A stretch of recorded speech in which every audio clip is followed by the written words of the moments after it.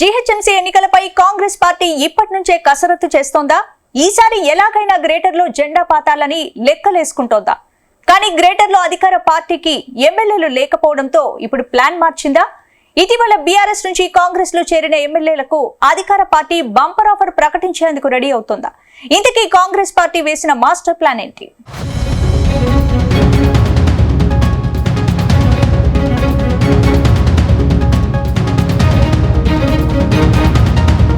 తెలంగాణలో మంత్రివర్గ విస్తరణ ఇటీవలే జరిగింది. మరో 3 మంత్రి పదవులను భర్తీ చేయకుండా ఖాళీగా ఉంచారు. త్వరలోనే మంత్రి పదవుల విస్తరణ జరిగే అవకాశం ఉందని అంటున్నారు. స్థానిక సంస్థల ఎన్నికలు ముగియగానే మంత్రివర్గ విస్తరణ ఉండొచ్చని తెలుస్తోంది. అయితే ఈసారి కాంగ్రెస్ పార్టీ నేతలకు కాకుండా పార్టీ మారిన నేతలకు మంత్రి పదవులు ఇచ్చేందుకు అధికార పార్టీ రెడీ అవుతున్నట్టు తెలుస్తోంది. రాష్ట్రంలో కాంగ్రెస్ పార్టీ అధికారంలోకి రాగానే 10 మంది ఎమ్మెల్యేలు పార్టీ మారారు. వీరిలో గ్రేటర్ హైదరాబాద్ పరిధిలోని కొందరు ఎమ్మెల్యేలున్నారు. వీరిలో ఒకరికి మంత్రి పదవి ఇచ్చేందుకు కాంగ్రెస్ హైకమాండ్ ప్లాన్ చేస్తున్నట్టు తెలుస్తోంది. ఇదే సమయంలో మరికొందరు బీఆర్ఎస్ ఎమ్మెల్యేలు కూడా పార్టీ మారితే వారిలో ఓ సీనియర్ నేతకు మంత్రి పదవి ఇచ్చేందుకు రెడీ అయ్యిందని టాక్ వినిపిస్తోంది.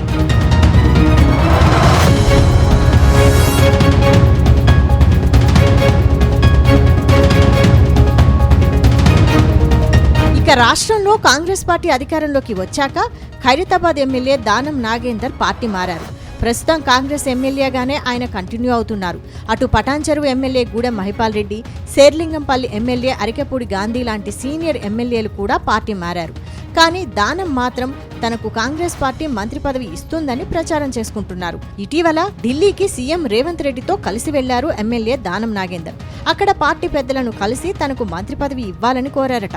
అయితే దానం నాగేందర్ కు మంత్రి పదవి ఇచ్చే విషయంపై ఎలాంటి నిర్ణయం తీసుకోలేదని సమాచారం.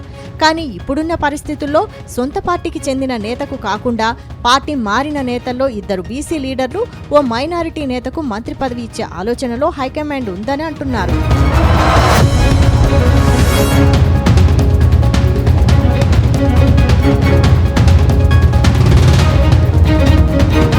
అయితే మంత్రి పదవులు వలస లీడర్లకు కట్టబెడితే సొంత పార్టీ లీడర్ల పరిస్థితి ఏంటన్న చర్చ జరుగుతోంది. ఇప్పటికే నల్గొండ జిల్లా మునుగోడు ఎమ్మెల్యే కోమటిరెడ్డి రాజగోపాల్ రెడ్డి మంత్రి పదవి రాలేదని తీవ్ర అసంతృప్తితో రగిలిపోతున్నారు. తాజాగా సీఎం 10 ఏళ్ల ప్రకటనపై విమర్శలు గుప్పించారు. మరోవైపు సీనియర్ ఎమ్మెల్యే సుదర్శన్ రెడ్డి కూడా మంత్రి పదవిపై గంపెడాశలు పెట్టుకున్నారు. ఇక మల్రెడ్డి రంగారెడ్డి, రామ్మోహన్ రెడ్డి లాంటి లీడర్లు మంత్రి పదవుల కోసం ఆశగా ఎదురుచూస్తున్నారు. వీరితో పాటు మైనార్టీ వర్గానికి చెందిన కొందరు నేతలు కూడా మంత్రి పదవి కోసం వెయిట్ చేస్తున్నారు. వీరంతా పదవులు రాలేదన్న నిరాశలో ఉన్నారు.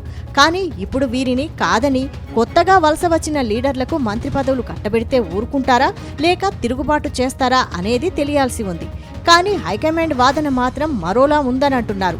ఇటీవల మంత్రి పదవులు దక్కని నేతలకు నామినేటెడ్ పోస్టులు, పార్టీ పదవులు ఇస్తామని కాంగ్రెస్ హైకమాండ్ బుజ్జగిస్తోంది.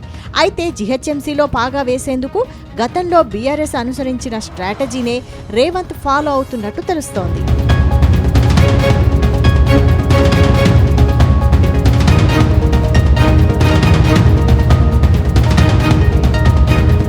గతంలో గ్రేటర్ హైదరాబాద్లో గులాబీ పార్టీ ఆపరేషన్ ఆకర్షకు తెరతీసింది. గ్రేటర్ పరిధిలో ఉన్న చాలా మంది ఎమ్మెల్యేలకు గులాబీ కండువాలు కప్పేసింది. ఆ తర్వాత జరిగిన జీహెచ్ఎంసీ ఎన్నికల్లో గ్రేటర్లో పాగా వేసింది. అప్పట్లో మాజీ మంత్రి తలసాని శ్రీనివాస్ యాదవ్, దానం నాగేందర్ లాంటి లీడర్లు గులాబీ కండువాలు కప్పుకున్న వారిలో ఉన్నారు. మరోవైపు సెటిలర్ ఎమ్మెల్యేలు సైతం కారెక్కేశారు. దాంతో కారు పార్టీకి గ్రేటర్ పీఠంపై కూర్చోవడం ఈజీగా మారింది. ఇప్పుడు కూడా ఇదే స్ట్రాటజీని అమలు చేస్తే కాంగ్రెస్ జెండా ఎగరడం ఖాయమని సీఎం ఆలోచనగా ఉందట. 3 వలస లీడర్లకు మంత్రి పదవులు ఇవ్వడంతో గులాబీ పార్టీలో మరికొందరు ఎమ్మెల్యేలను లాగొచ్చని ప్లాన్ సైతం చేస్తున్నారట. మొత్తంగా రేవంత్ రెడ్డి ప్లాన్ వర్కౌట్ అవుతుందో లేదో తెలియాలంటే మాత్రం కొద్ది రోజులు ఆగాల్సిందే.